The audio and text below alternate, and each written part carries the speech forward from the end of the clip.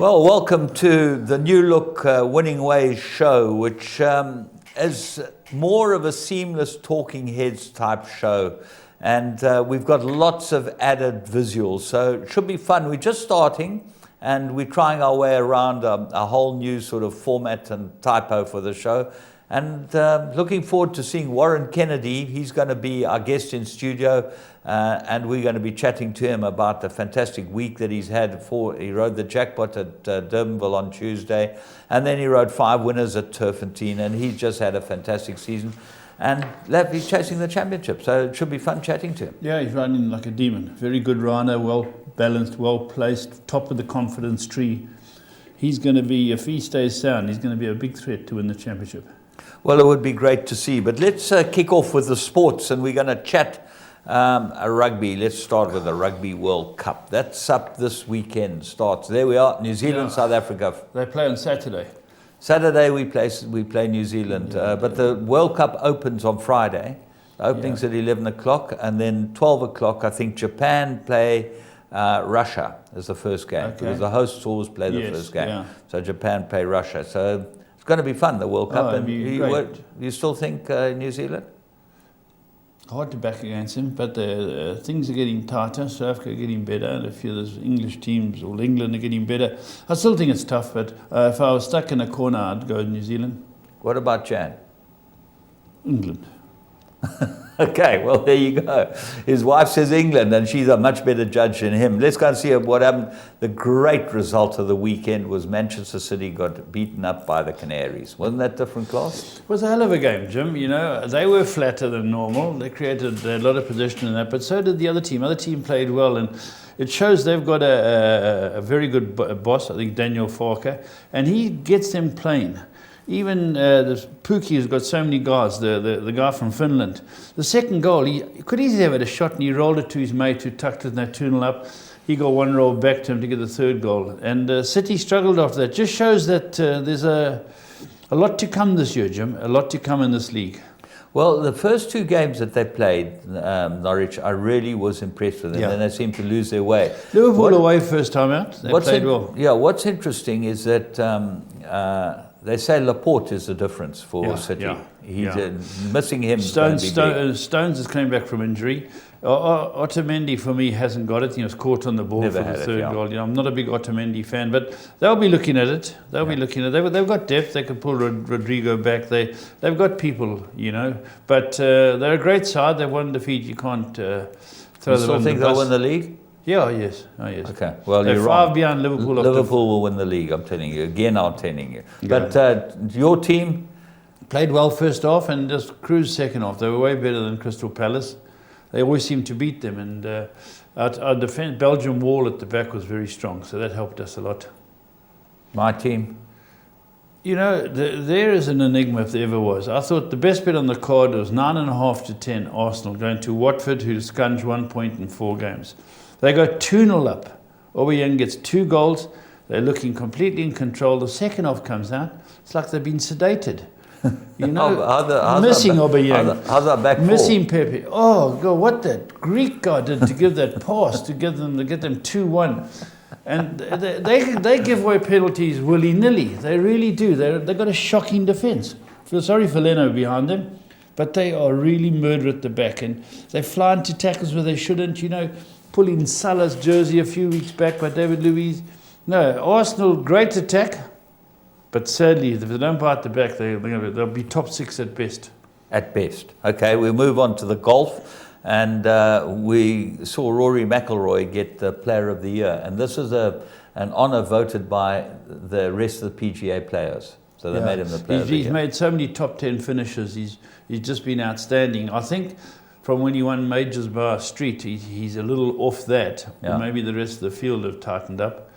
But he's got a few majors left in him. Well, the picture showed a number of trophies that he'd won. Yeah. And when you go back and watch it again, there you go, you'll see there's the FedEx Cup second from the right. I think he won he won a number of other tournaments. Yeah. But players, I think he won the Players' Championship. That's on the right as well. Yeah. But he's a tremendous talent, and I've always castigated him for not having a proper caddy. He's got his mate on the bag, but you know, he's Does the it right. player of the year. Yeah. I'd like to be the player of the year. Now, my best moment of the weekend. Marc Marquez winning the MotoGP in Italy. Okay. Remember, he's a Spaniard, okay? And when you see what happened in qualifying, because he got taken out by Rossi when he was trying to make the fastest lap and get on the podium, he ended up 5th on the grid. And MotoGP, it's very hard to make up spaces. Anyway, there's a picture of him. He's the most incredible bike rider. He ended up getting up to 2nd, and for 19 laps, he followed this young Frenchman, the 20-year-old, couldn't get past him, got past him in the last lap, and the Frenchman immediately repassed him, and then he put the most audacious move and got past the Frenchman to win it. Great rider. Great, absolutely unbelievable. Valentino Rossi was a legend too. Well, Rossi's now 38, I think, Yeah, and great. this guy's, Marquez is 26 or 27, and the young Frenchman, I can't 20. remember his name, he's 20, and he's the next big motorcycle GP rider. You should watch it a bit, but we're going to be watching this weekend one of our old favorites, Kevin Lerena. Now, this man won a work riders race. Yeah. We're going to show you a picture of what he looks like now, and he's defending his IBO World Junior Middleweight Champion. Look at Kevin Lerena. He's chiseled, isn't he? Sure, he's got some body in him, some hairstyle too. But he's a great fighter, and he's been in our studio. He's come in at an interview. He's a great guy. He's quite softly spoken man too. But he gets in the ring, he does a job, eh? He's a wonderful guy. He's a good family man, and he can hit. As you can see, that poor guy was the last opponent. And he's fighting at Emperor's on Saturday night, and it's going to be, you know, Title fight. Yeah, title fight. It's for his IBO World Junior title. Junior heavyweight title, which is it's no mean feat. I think that he's undefeated in 7. He's great. He's I know he's undefeated as a professional, but he's actually, I think Johnny Miller might have beaten him. Johnny Miller. Yeah, do you know Johnny Miller? No. He's boxing my game. Anyway, that's the lot for that. But we're going to have a look at what we thought was the best barrier trial of the weekend. We're going to pick this out every now and again and see what we made of this barrier trial. Let's go and pick them up at the start. Champagne on deck, a little bit restless. Now they sent on their way, and that is from the 1,000 meter marker. Explosive Beauty was very slow to go. Katy Perry, 2 off the right, is there. The grey is Blue Topaz. To the max in the centre with the blue cap. Champagne on deck, Anomalies further back, and Tupela Honey's the grey on the extreme left-hand side. And Russian Roulette is just off the first call. Then Sandverd as a move down to the 400 meter marker. Katy Perry, 2 off the right-hand side. The red sleeves the leader. To the max. Further back is Blue Topaz. Towards the inside, Anomaly. And Solo starting to improve. And Champagne on deck. And then comes Russian Roulette, Tupela Honeys towards the inside. But at the 150, it's Katy Perry and To the Max. Katy Perry is going on. To the Max is going to come out second best. Staying on for third, Tupela Honey and Sandverd.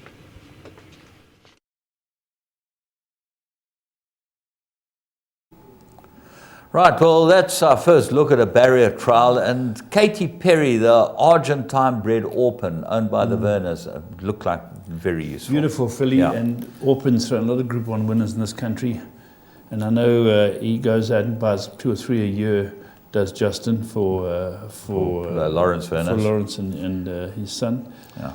And this is a smart filly, and I think Jared's in most horses with his old man Lawrence, so he must be one of the bigger owners in the country too, but this is a smart filly. Okay, the rest of the barrier trial, and we'll get this down to a fine point of how you should assess barrier trials, because we're going to start showing head-ons as well. Yeah. And you want to see what's being pushed out. Alistair Gordon's filly that ran second, not bad, but it was ridden. The third filly, Tupela Honey, not ridden at all. Yeah, ran a good trial, yeah. And your horse, what you did is disgraceful. Yeah, well, I didn't ride it. Missed the break? Didn't get left 10 lengths for nothing, you know, but she galloped well. She galloped well, ran on, made up a lot of ground, so she'd be worth looking at. That's our assessment of the barrier trial that we've shown you today. And we think barrier trials are very important because There have been horses. There was a horse that won on Saturday, big yard in Cape Town. They said, we'll need the run, was a comment. Yeah. You know. And the horse ended up 7 to 10. Yeah. What type of run will it need? Clearly didn't need the run. Clearly didn't need the run. Now, if you have a barrier trial, you know exactly what the story is. You can't hide 7 to that 10 sprinters. I'm going to push for barrier trials countrywide. See if we can find a sponsor and get barrier trials on countrywide. I love barrier trials because it's another thing when your owners want to know about their horse. I train for a lot of clients that are overseas.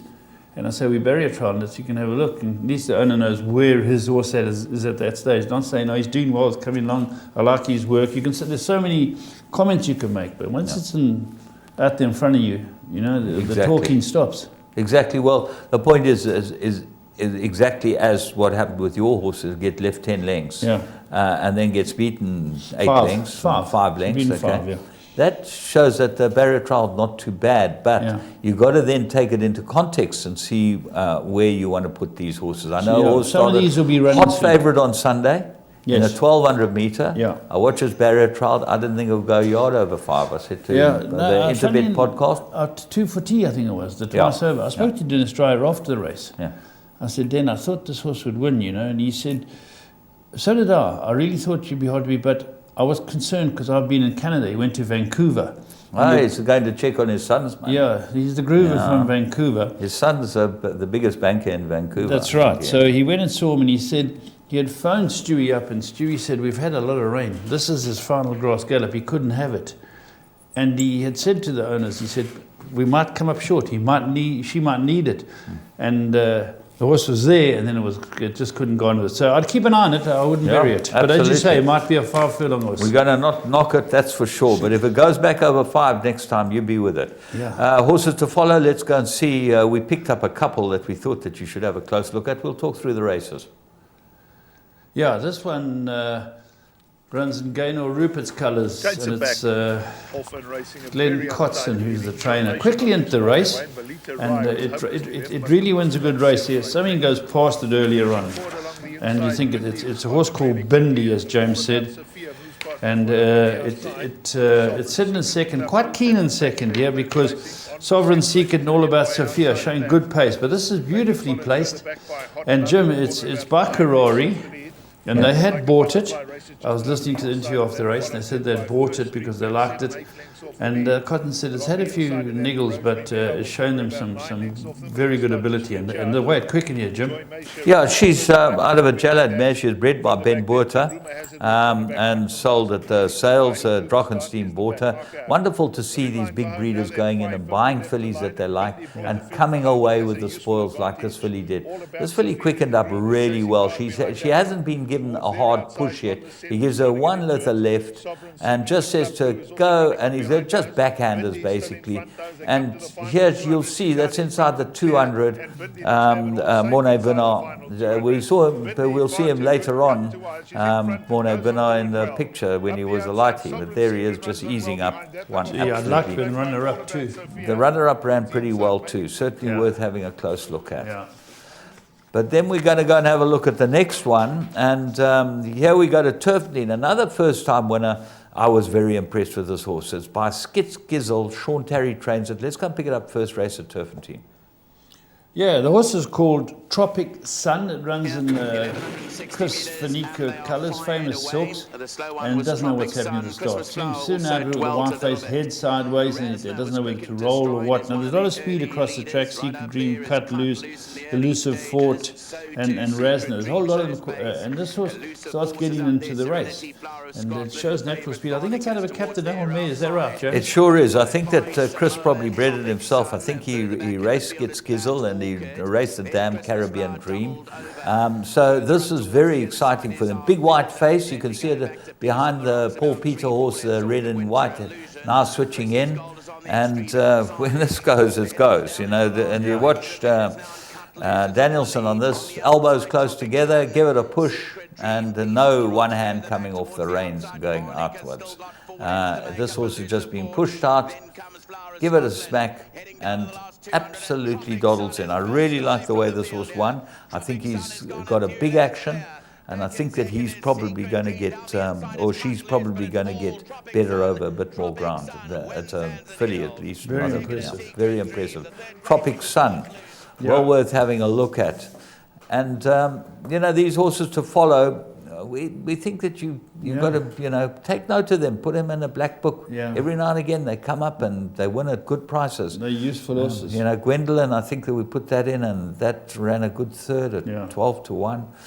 Anyway, well, there's horses overseas and horses all over the place and people that we like to catch up with. Let's catch up with one of our old friends who's in Dubai. Trademark. Do you remember Trademark? Sure do. 1996, okay, there, Trademark 19, that's not Trademark. That's not trademark. No, That's, there's Trademark, There's running Trademark. around his paddock. So 1996 would make him Come on, 2006, 23. 23 years old. Here he is, sideways on, you know.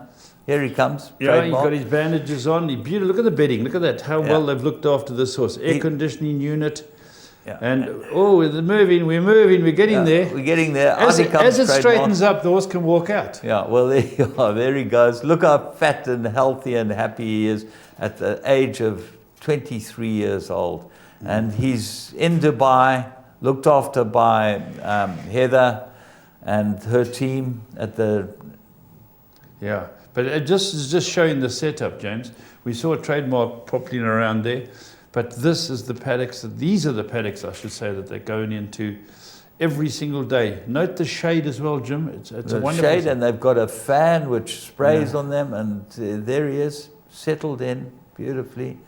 yeah. Trademark, isn't it fantastic to see a horse like him? What did he won the Met in? July. Did Yeah. he win the July, the Met? Yeah, I think he won them both, didn't he? Yeah, he was a very good horse, trademark. Very, very good horse. So Trademark- Walter trained him. Well, you know, it must make the Bassers happy to see a horse like Yeah. that having a rewarded them. lovely retirement. And Yeah. you've got to say that's well done to the Dubai authorities to give a horse like that a place. There's one you always got to back on weekend, and this was the right one. My friend here sitting next to me has not had a very good time of it. Everything seems to get beaten, and here he nearly got beaten on an objection room. But let's go and have a look at what was the plum of the week. To put in a claim. Drunken Sailor, extreme right-hand side. Blackburn Rocks between runners. The King of Randoms towards the inside. Celebration Rock still the leader. Woodstock Festival moves up alongside. Then Wayward towards the outside of that one. Blackburn Rock. Drunken Sailor's trying to pick up on the stand side. Celebration Rock though still the leader. Woodstock Festival. Blackburn Rock's running on. Celebration Rock and Woodstock Festival. It gets close. I won't split them. Celebration Rock, Woodstock Festival, and Drunken Sailor ran on late. Well, there you are. You could have got 5 to 1 about this horse at any time on Interbet. Yeah. I mean, that's a fantastic price. Course and distance, he's He loves it. devastating. Last time he got beaten. Yeah, the do you course and remember? It distance. was the Qatari race. The Qatarian, I think the Qatarian hang glider. Yeah. He looked like a hang We went glider. round across. The horse we beat him that day, we beat this time because we went fairly straight. Yeah. Strange horses, Jim. I said to the winning rider, Keegan Namilla, I said to him, he said, I had a bridge. I couldn't ride him out. You know, the day he does it properly, you'll win further. And you know, he said last time he hung right across with the Qatari, and we thought, draw one, fantastic, he'll go towards the fence. He hung out. you Hang know. the other way. So it was bridge over troubled I think horse. it's nearly time for him to get a set of blinkers. He's got the cheek pieces, you've stepped up. He's a Needed very something. good horse. He's got a Yeah. high cruising speed. Great pedigree. He's a very nice horse. Australian bred out of a Rocket Gibraltar mare. Yeah. Wonderful pedigree. Yeah. And Keegan DeMello, just a quick word about him. He had a nasty fall. Yes. Apparently no bones broken. No bones but- broken, very bruised. The word on the ground is he'll be out for 2 to 3 weeks. Yeah. But it's a hell of a fall. And for those of you who are wondering about it, I went into the staff's boardroom now. I went and spoke to Sean Parker and his team. I said, can I have a look at that? We don't want people guessing what happened. And I said, it looks like the horse who falls or throws the rider drifts into the Garth Puller's horse. They said, no. Not at and all. Not at all. I've just jumped something. It just jumped something that wasn't there. Yeah. And you see it from all angles in the staff boardroom. And I think Sean Parker had brought the riders in and said, Have a look. Before you Yeah. jump to conclusions, Yeah. that's what's happened. Exactly. Which was Exactly. good. It jumped something. It looked like it was cruising to would the have won. front. And I think Warren won the race. And Warren said in an interview, he said he would never beat Yeah, he it. wouldn't said have- it he was wouldn't have going beaten this cantering. horse. Very Yes. good filly of Mark Very good Dixon's, and I'm filly. glad it's okay. I and I'm believe glad she's he's okay. fine. I believe the filly's fine. Yeah, she just sometimes horses do that. You remember that guy, John, the guy who wrote all those books.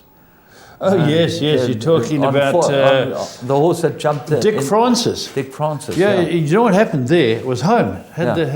Was the Grand National one? Grand National, yeah. And on the left was a water jump, other side of the fence. Yeah. And it was clear grass in front of it. And Devon Lock, I think it was called. Devon Lock, exactly. And suddenly, out of the corner of its eye, it saw this and it jumped. Yeah. There was no water jump, and it sprawled. He didn't fall off. It got his balance again and ran second. Okay, we got a bit of news, and we're going to start off with Stradivarius, our old friend, won the Doncaster Cup. I mean, what a champion. What a champion. Not a big horse, gutsy. And when Frankie, the legend, Frankie asked him to run, he runs. Yeah. Bjorn Nelson, South African born owner. We're so thrilled for him. Well done, Stradivarius. Well done. Yes. And then the St. Ledger, Frankie came on and won that as well. I think that was his 15th grade one winner this year. Definitely 15. And this horse is a Frankel who's unbeaten. Magician. Yeah, we get a photo. That's not the Frankel. No, he's a grey horse. So I'll get it right now. There we go. Look at this What horse. a beautiful horse. What a beautiful horse. And he's the reason why he's out of the dam is that the horse we didn't want to use in this country, if I remember. I remember looking at it and saying, sure, look at that. Deolani. That's it. Yeah. And this horse... Dalakini, I think, a damn spot. That's where the grey's coming from. Yeah, and the stamina, you know. Yeah. So that was Frankie and John Gosden. Then we move on to the Keeneland, which was last week, and there's some fantastic news out of it. That's a picture of the filly that was sold for $8.2 million. Wow. Is this where Coolmore went against Mandy Pope? Godolphin? No, Mandy Pope won it. She's Whisper Hill Farms. She's the biggest buyer in America. Wow, Mandy Pope, eh? Yeah, Whisper Hill Farm. She's absolutely enormous. I've got my notes here. And interesting, talking about Australia, because, you know, we have a very close tie with Magic Millions. There was a Curlin colt sold on the second day for $4.1 million. That's where they locked horns. Okay? That's right, yeah. Godolphin ended up buying it, but it's out of an Australian mare who was bought in Australia. Yes, Her name was Bounding. Okay, she's by Lonhro. Yeah. She was bought by Stone Street and taken to America. Do you know, Bounding, excuse me interrupting you, James, Bounding is the family that is so good. When you got the Derby winner this year, so it's the immediate family, and the horse that I trained, I write the songs. It's a second dam. Can you believe it? Unbelievable pedigree. So where's that one? That's the one you want. You want to breed with it. Where's I write the song? She's on the farm. She's getting bred with. Yes, I would think so. But anyway, that was the first one that Mandy Pope bought was a half-sister to Beholder, Mendelssohn, and Into Mischief. Now, Into Mischief's stud fee has just gone to $175,000. Mendelssohn's just starting. Mendelssohn's just starting, and Beholder, you know, American Pharaoh. Yeah. Unbelievable. Anyway, so that was, Keeneland was a revelation. I mean, everything went for big money. Then there was, the Americans weren't without a little bit of controversy. Justify, the winner of the Triple Crown, was found to be positive after he won he won a derby before the Derby. Exactly. I'm trying to think which derby he won. He won the Santa Anita Derby. Yeah, the Santa Anita Derby, he won that. And they found... 5 days later. Yeah, they found it and they kept stum about it. Yeah.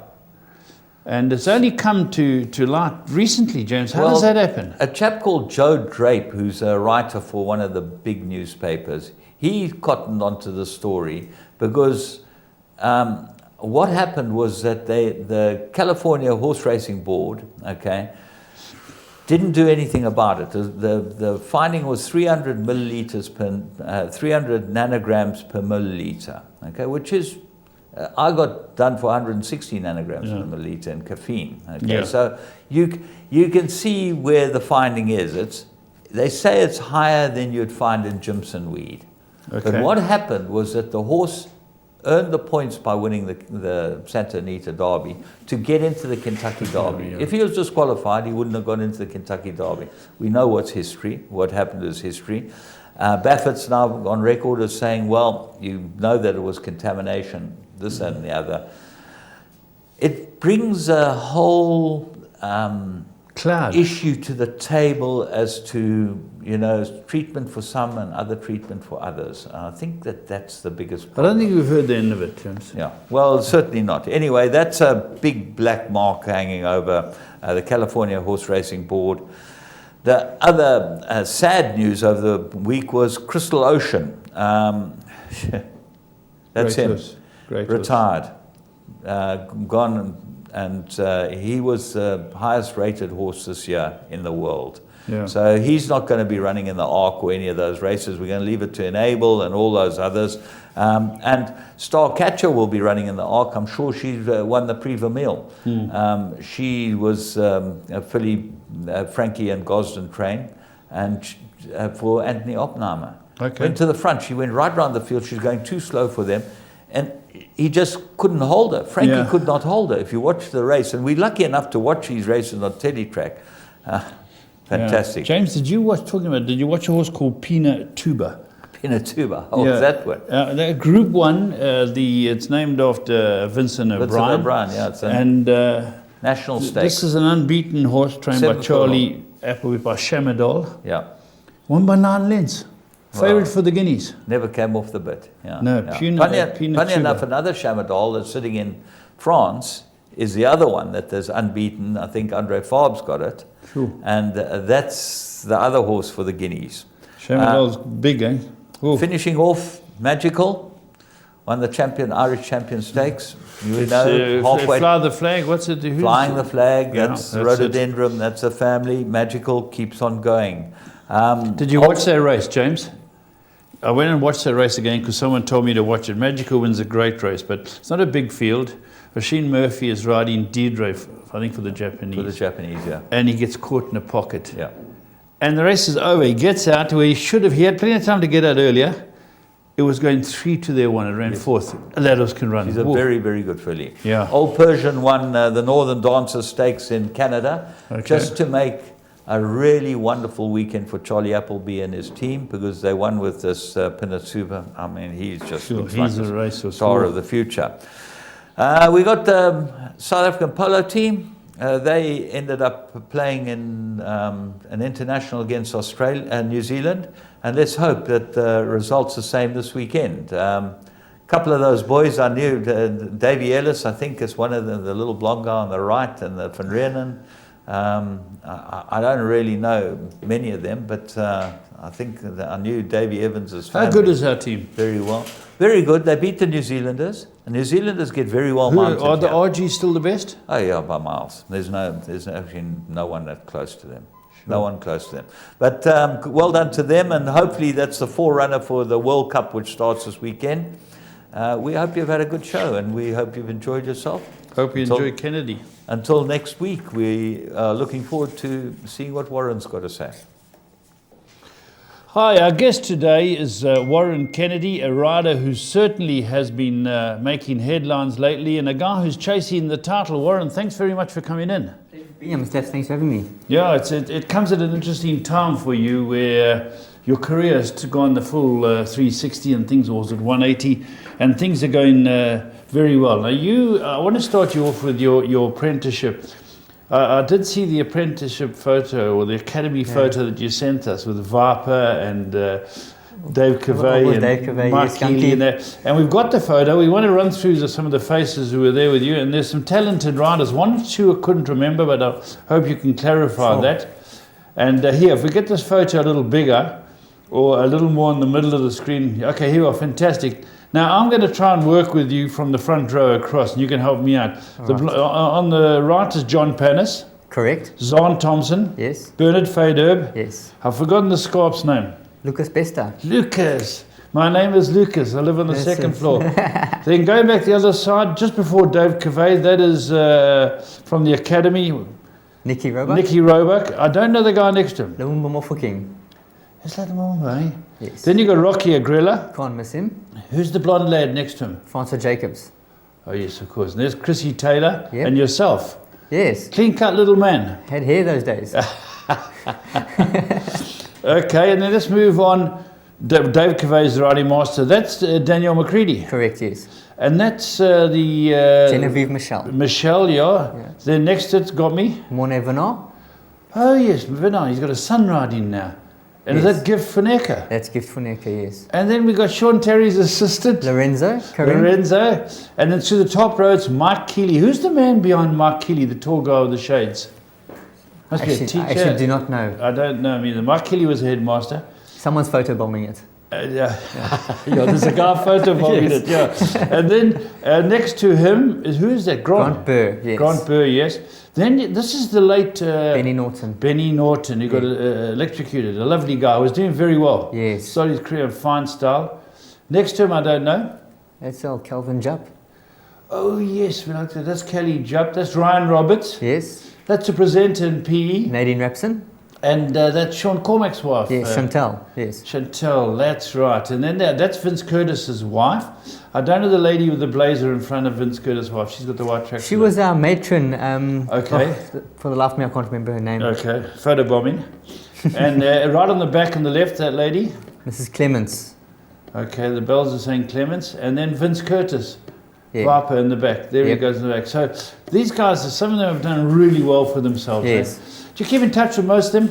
Yeah, look, a lot of them have stopped riding. Yes. But keep in touch with a lot of them. Guys like Bernard, Nadine, we see when I go and ride in PE and that sort of thing. Danielle McCready. Yes, you know, of course. well, Danielle I Brown think now. yeah, I think she's got a pilot's license. She does, yes. Yeah, that's very, very good. So, what were the academy years like? They were tough, Mr. Lefts, you know. You came in being the son of a jockey. Yeah. You know, a jockey who'd won the Rothmans July, as it was called then. No, he actually never won it. You ran second. No, he was. Leslie he was, Mustard, he yes, was supposed to rode it. ride the horse Lightning Shot, and That's then right. someone else rode it. Yes. That's right, yes. So, did your dad influence you in any way? Yeah, look, didn't really push me towards horse racing. So he it was left an you, eh? option for me, you know. So Yeah. I mean, my teachers in school actually pushed me more than what he did. They said you're so small that you should become a jockey. And Yeah. well, my brother first went to apply to the academy, and they hit him back. Said come back in a year, and he was busy doing those days. Standard 8, you get your Yes. subject choices Yes. to decide what career you wanted. And he just finished Standard 7, and he made his subject choices, and then he decided, you know what, I'm not going to go back. Did older brother? Older brother, yes. Did he regret it? After watching you? No, he's fly? a good 70 plus kilos by now. Oh, So, so yeah. he's doing well, eh? So yeah, he's doing very well. Okay, so Yeah. he's gone to Dennis Bosch School of Catering. Correct, yes. Excellent. And then let's talk about you suddenly going there. What school were you at? Yeah. I was at New Forest. My school. Yeah. I was a New Forest boy. Oh, See, there I we never go. knew you in New Forest. Yeah, I was in New Forest. Thomas boy. Labuskachny went there. Terry Lowe, the Starp. Quite a few people involved in racing went there. So you at New Forest. And they Ah, said, good schooling, eh? good schooling. There we So go. you never played lock for the under 13s No, or look, something. no. No, I was the point guard on the basketball team. So you leave New Forest, you go to the academy. Any apprehension, or you thinking now it's going to have some fun? No, look, I just went there. Look, my father, once I decided to go, Yeah. he sort of gave me a bit of schooling of what was expected, you know. But you walk in there, you're not really prepared for what goes on. Did you have to share in the dormitory initially? Yeah, we were 13 on the first year intake we went in, all in one dormitory. It was an There's open long dormitory. beds next to each other, yes. Yeah, all the yes. beds next to each other, and there were 2 senior cubicles. Oh, they're still the same, isn't it? Yeah, no, it's changed now. Everyone's got their own cubicle and that sort of thing. Okay. Even the first years, I think, get their own cubicle, but Is that right, eh? yeah, I so they think put their so. own posters up. that's it. Yeah, That's right. Bit of I remember I privacy. used to go down there and see Sean Cormack and be like, they had their posters on their walls. Yeah. And then, so you're mates with these guys and you go out there and riding's going well. How many did you ride many as an apprentice, and can you remember your first winner? I remember my first win. It was also called Coded Missile, actually in PE for Nick Clausen. Yeah. The reason I went to PE was I was actually too light. For you? I was too light. I was 26 on my intake. I was 14 years old. I weighed 26 kilos. Wow. So when I started I signed my papers into my second year, and obviously now they got that rule in place: 13 kilos dead weight. You're not allowed more than that, or Yes, 14 yeah, kilos, whatever yeah. it was. And I couldn't ride anything really. I mean, I was riding the 52s when they were available. Yeah. You know, so I'd get one ride here, one ride there every couple of months, and it just wasn't. Wasn't fun, eh? Yeah, it wasn't fun at all, and I was getting a bit disheartened. And you know, they opened up the academy in PE, and the opportunity came. Said, listen, yeah, would you rather want to go to PE, go to a trainer, and that sort of thing? I said, you know what, try it out. Did you go to Nick? I went and stayed with Nick, yeah. Oh, that must have put a weight on you. Yeah, Nick was a old school boy, very hard, Yeah. very tough. But Yeah. I first went to Sean Park was actually. Oh, maybe if you went to his school of catering, you'd have got above 26. No, they actually had a sort of academy set up there, Yes, and yes. Sean Parker was running it Yeah. before he became head staff here. Yeah, so from there went to Nick Claassen, lived with him. Good days? Very good days with him. You know, he helped me a hell of a lot. Nick, I basically walked into stable jockey job with him. Fantastic. I mean, he You had some put good me on horses. everything. He put Yeah. me on really everything. My first winner came with Coded Missile.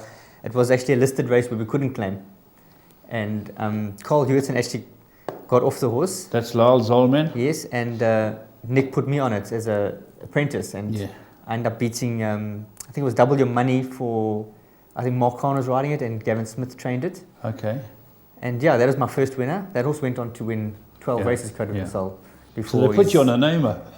Yeah, well, I was pretty pleased with myself doing a no claiming race. So, Yeah. so I thought I did a good job, but obviously I let it go way too early. You let me know about that. But yeah, it was good times there. Good and Nick apprenticeship. really, he was really there for me, Mr. Bass. Yeah. And then you finish your time, you decide, I'm going to Mauritius. I want to go for a little trip. I'm a young jawler, I'm having fun, Yeah. and I've got hair, Yeah. and I'm going to Mauritius. How was that? Yeah, Mauritius was good. It was a good learning experience. You know, I went end of the season, the last 2 months. Like you say, I was just out of my time. I was a little bit, how can I say, a bit boisterous and thought a bit much of myself. Like we But all yeah. do. But yeah, Mauritius, you know, very tight track. Yeah. Different horses there. They're really strong. And yeah, it was a learning experience for me. I didn't get to win anything there, but You rode for Sun I Gajida. rode for Sun Gajida, yeah. It was in a transition time of their stables. I think they were just starting to branch on their own and didn't have that much, well, that Yeah. great horses. So I went there with high Good hopes experience. and came back with the experience, yes. Yeah. So being Jack the Lad, as you are in those type of days, you came back to South Africa and you started riding for everybody. And your career was, you were getting there, but you weren't flying. Is that Yeah. accurate? Correct, Mr. Left. You know, look, when you're young in that and it's not going well for you, it's very easy to become despondent. Yeah. I won't put all the blame on them not getting the rides and that sort of thing. I was a naughty youngster. No. Let's put it that way. You're not I had my alone. fun times. Yeah. You know, I wasn't career focused and that sort of Yeah. thing. But yeah, eventually, you know, the breaks did come, and you know, I was at the right place at the right time, and I did work hard at it when the breaks did come. Yeah. And from then, it's just blossomed. It's really blossomed. And let's talk about the potholes in the road, the accidents. Now, you had what can only be described as a horrific accident down in Port Elizabeth. Tell us about that. Yeah, I just acquired the job with Gavin Smith as stable jockey for the season, and I was riding a horse for him. It was 4 to 10 called Lucky Flag at Arlington, and I think I was drawn 2. My mate Gavin Fenter Stickman was drawn 1. He was on a giant of a horse, and we broke out the pins and both looked at each other. Which one wants to go to the front here? And Yeah. do you want to go? No, I don't want to go. Do you want to go? No, I don't want to go. Eventually, Gavin's horse went forward, and going into the first turn, his horse actually slipped, Okay. taking the turn. It was a massive horse, so Arlington was obviously a bit tight for it. Yeah. Going a bit too quick into that turn, and it slipped and fell in front of me. I hit it, fell off, and the field ran over Oh, me. she terrible. And let's have a look at the photographs. They took some photographs of you. Now, this is a shocking. It's hard to even recognize who you are there, but there's still blood on your top. Yeah, they're stopping your nose from bleeding. It's the same size as James Goodman's nose in that photo. But the hair's starting to go, and this is a hell of a moment. Look at this. This is, Yeah. you think to yourself, and looking at you now, you're lucky because Yeah. you could have been scarred for life. Yeah, for sure. No, look, it was a terrible accident. I remember most of it. I was conscious, and I was very lucky. You see the cut that runs across my cheek. Yes. That is actually from my goggles that I was wearing. If I wasn't wearing those hard protective goggles, I would have lost my eye, the doctor said to me. So Wow. And was it from horses coming through? a horse Greg Sheen was riding, actually Greg Sheen commented to me that it was his horse. As it ran over me and I was still rolling, it connected me. I was coming up, busy rolling, and his horse ran past and connected me. He says he actually heard, Yeah, I heard and he the says he smack. hopes it was my arm or something, but it was actually, Yeah. it was my face. How long were you out for? Probably about 3.5 months. Long time, eh? Yeah. Not as long as what it should have been, I think. It Yeah. was 3 operations. It was a hell of a business. They cut me ear to ear. You can see the scar Will on you my live in head. a P or up here? I was back here. I was Back back here, here. I was raiding, yeah. All right, now, Warren, things have really gone from strength to strength, and the big thing I think has got to be your Group 1 winner, which is such an exciting win, especially for you getting your first one out of the way, making you realise this is my league. Yeah. You're realising here, this is where I belong. Yeah, this is where you want to be. Yeah. This is where I want to be. Yeah, 100%. And we will show the race of Gabor, and you can watch it and tell us what you think. Yeah. It's grade 1, ready to rock and roll, and they fired on their journey. Gabor jumped well, one off the inside. Castellano's got speed, red sleeves and cap. Mill Queen's around them, Snow Palace. Jack's Bird not far off them. True to Life, perfectly poised, 3 lengths off. Gallic Princess, next wave. Keep Smiling's mid-division, Kayla's Champ. Victoria Page, 3/4 of the way back, 8 or 9 lengths off them, Arden. What You Are further back in the running, swept off my feet. And Cockney Pride has dropped anchor, 13 lengths off. 1,000 metres to go. Mill Queen found the lead, a length and a quarter. Castellano's racing second. Snow Palace is the grey. The favourite Gabor at the rail, 3.5 to make up. Jack's Bird the outside. True to Life with about 5 lengths to make up. Keep Smiling. Then comes Gallic Princess. Victoria Page the red cap. Kayla's Champ further back in the running, swept off my feet. Taquini Stakes grade 1, 500 to go. Mill Queen has the lead. Castellano, Gabor, True to Life to the inside. Snow Palace is right there. Castellano attacks at the 300. Mill Queen, Gabor's towards the inside. Then comes True to Life, but still Mill Queen finds on the lead. Gabor now asked to run. It's Mill Queen by a length. Gabor's trying to wear her down. Snow Palace is running on. Mill Queen, Gabor now. The weight of money's on her, and here comes Gabor with a thrilling finish, and Gabor beat them. Mill Queen, Snow Palace and Victoria Page. All right, tell us about the race. Gabor's race. Yes, please. Yeah, look, very confident going into it, Mr. Lefs. I must say, I really thought she would be impossible to beat. It is a Group 1. There are good horses in the race. You've got to be very wary. All of them, yeah. And look, she's a lovely filly. She did everything right. She broke really nicely. I was able to get a soft lead around.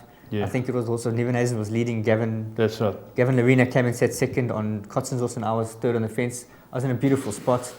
And it was really smooth sailing. The pace slowed up, which I thought they would do. And yeah, everything just went as I expected with the laps.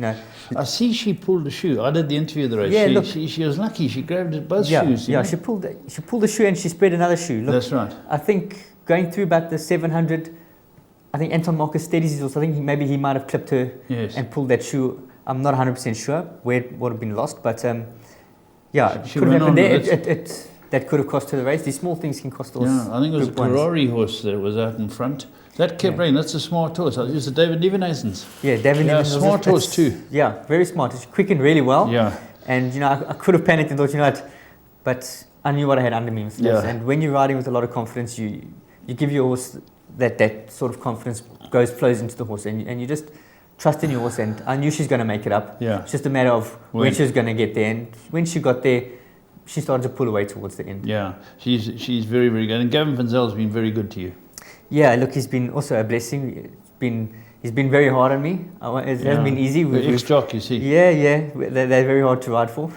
But yeah, Gavin's been fantastic. I must say, he really has helped my career. And his son Gareth too, who's doing very well. They've both been very good to you. Yes, they're both. All the Vanzels really have been good to me, Mr. Nafs. Look, and Gavin's, like we've been building for the last 3 years. I think there was an interview done with him that we're a work in progress, and it's just gone from strength to strength. He's critical. He phones me after every meeting, gives me what he sees in the race, and I'll relay back to him what I did and why. And we build on from there every race. We look at it and how we can improve. Okay, and now Paul Peter's been very good to you lately too. Yeah, look, Paul Peter's been a revelation for me in Joburg. It's been a massive help. I mean, you go there riding winners every meeting. He's got a lot of horses. He's been fantastic. And I can't say enough about the man. He's been very, very good to me. Very good, yeah, and he's very accurate with these horses. But I think a lot of people sat up and took notice when you rode 4 in a row, the jackpot down. 3 of them were from Mark Robinson, a lovely guy too. Yes. So the first one was Luna Tunes. You had no idea you can ride 4 at that stage. Was it a decent enough win? Yeah, it was. You know, I thought she would run a massive race. The win, look, I don't know the Cape Town form that well, so I was a bit skeptical of what I'm up against. You know, there's a lot of young horses coming through now and that sort of thing. But I rode in a 1400 and was drawn poorly, and I committed her, and she probably over-raced a bit. And I said to him, look, I think she actually wants to go further, this filly, so let's try it. And the 1800 came up, got the ride back, and she duly won, which was fantastic. I mean, Greg Sheen gave a good kick at the top of the straight. Yeah. You know, at Cape Town they crawl and they sprint. Yes. But I was ready. I was in the box seat, and I had run the race really. And when he kicked, I was ready for him, but he still kicked away. And this filly ran on all the way to the line, so it was a really nice win for me. Okay, let's look at Luna Tunes winning.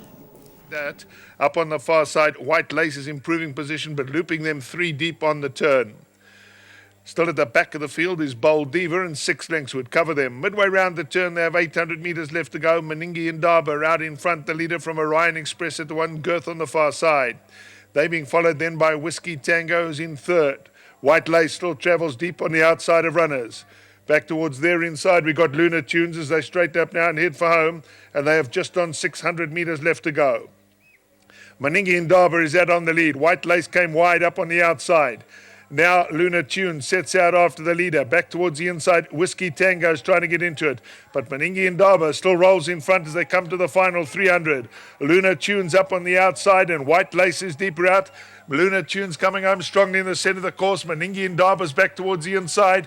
Luna Tunes has hit the front down. He's going on in the closing stages. Luna Tunes, Meningi and Daba trying to come back at the inside. But Luna Tunes wins from Meningi and Daba. White Lace behind those. Then came Bold Diva. Right, straight afterwards, Lady Abigail came. Now, Lady Abigail went down to Michael from his father-in-law, Doug Campbell, for the new boys. They're wonderful to having those guys. They're getting involved. They're buying a lot of horses, you know, Michael de Haas, Joe de Matter, and they've sent us down there, and this wins well. She does, yes. Mark was actually pretty confident with her. Actually, he said the first run she came from well off the pace and she ran on really strongly. And you know, I was trapped wide on her the whole way. You know, I didn't actually have a great ride, to be honest with you. But trapped wide, they slowed it up, and I thought, you know what? Here we go. I'm going for it. These guys are still slowing it up nicely. So while I can make up the ground, I'll go. And I let her go, and she really quickened really smartly. She hung pretty badly with me the last 150, and Greg Sheen came flying towards the end, but she held on gamely. So she's definitely a filly to pencil in. She'll win a couple there. Yeah. Okay. Let's watch Lady Abigail. First to last. Villette is the new leader into that far turn. They have 1,000 metres left to go. Honey Pie has gone up to race in second. They being followed then by Pearl Tiara, who races in third. On the outside, Lady Abigail is looping runners and going up to improve her position. Racing just in behind that one towards the inside, we've got Tattooed Rocker. Also on the move around runners, Elusive Fortune come from the back of the field and looping them 5 deep as they spin into the straight. They're at the top of the lane now. They have just on 5.50 left to the line. Villette brought the field for home along the inside.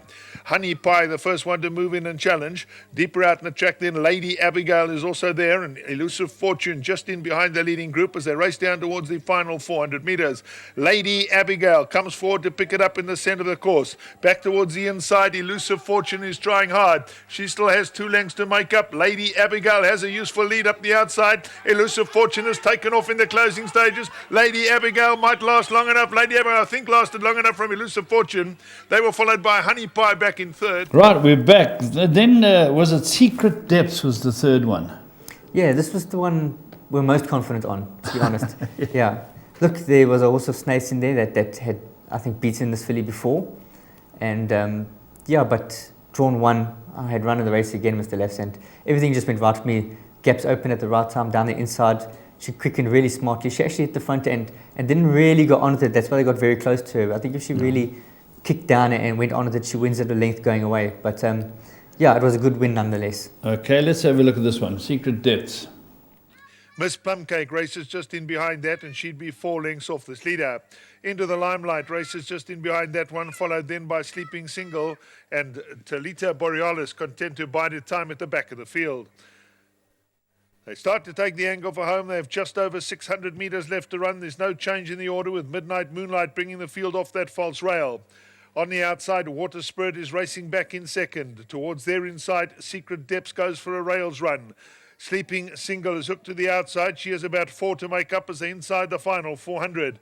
Down towards the inside, Secret Depths comes forward. Up towards her outside, we've got Water Spirit, who's right in touch with the leaders. Sleeping Single still has a length or two to make up on the outside. Secret Depths in front over towards the inside. Up towards the outside, Sleeping Single and Water Spirit are trying hard. Secret Depths hanging tough. Here comes the line. Secret Depths holds on. Sleeping Single on the outside. Tight in behind that between Midnight Moonlight and Water Spirit. Right, and the fourth one for your jackpots was Bellingham Bay. Now, this was for Paddy, was no? With stands. Eric, that's right. Yeah. Tell us about the race. Yeah, pretty straightforward. You know, I won him his last start. I won him in a Kenilworth, and I learned a lot from him there. You know, he's very, very strong horse. He likes to roll. So, 1,000 meters Durbanville, drawn well. I let him roll, Mr. Left, and catch me if you can, sort of thing. And they challenged me early, and I still had a bit in the tank. When I squeezed him, the effort was there. So a nice win for me. He's probably getting close to his rating, but it was a good win nonetheless. Good win, eh? And then quickly touch on Paul Peters 5 the other day. Fantastic. Yeah, you know, you can do no wrong at the moment. Everything touches turns to winners. So glad to be a part of that sort of that stable. But yeah, he had 5, I had 4. Yeah. The kid won on 2 of his, and I won on 3 of his. So it was a fantastic day. Everything just fell into place. You don't really realize that you're winning 4 or 5 races at the time. You go out and you get on to do the job, and when you look again, geez, it's been 4 races. Muzi across the Yeni had thought, well, Lyle's gone away, I'm going to grab the championship. But you threw your hat into the ring and said, I'm going for it now. You've started fantastically. So is Muzi. It's going to be a great race. Yeah, look, there's still big names got to come through that are coming back. You know, you've got Gavin Larena, Anton Marcus, Bernard Faderherb. There's big names that are coming back. Richard Freed's got a lot of support in Cape Town. Yeah. He's a fantastic rider. Yes. So these guys, there's a lot of guys coming back, but while they're away, try and get a bit of lead. You know, Miss Lefts, can't be silly about it. The guys are away, so try and get a gap. And are you leading at the moment? I'm leading, yeah. Yeah, so as you say, you want to get a break on the Marcuses and Gav Larena. These are superb riders. Yes. Gav's been champion before. I don't know if Arthur has, if he's ever gone for it. No, Arthur has. Has he been? Yeah, but when there was incentive, he went very hard for it. This was a bit of a sensitive. Well, it looks good. We have to say that you've become a really, really good rider and top of the tree at the moment. Let's hope it keeps going, and thanks very much for coming in. Thank you very much, Mr. Lafferty. Thanks for having me. It's a pleasure to be on your show. I do watch it, just so you know, I'm one of the subscribers. So yeah, it's a fantastic show. You're doing a great job. Thanks for having me. Thanks very much. There we go. That's Warren Kennedy.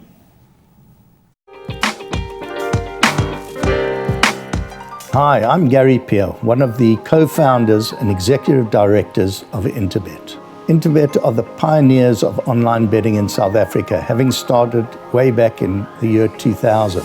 Our mission is to continue to lead the pack in providing cutting-edge technology in the online horse racing and sports betting space. Our platform remains unique in the context of being a service provider to B2B and B2P. Our aim is to make the site as user-friendly and entertaining as possible, so it appeals to a wide spectrum of target audiences. We strive to provide as much information as possible and to give our punters the very best odds, so the experience is always interactive and enjoyable.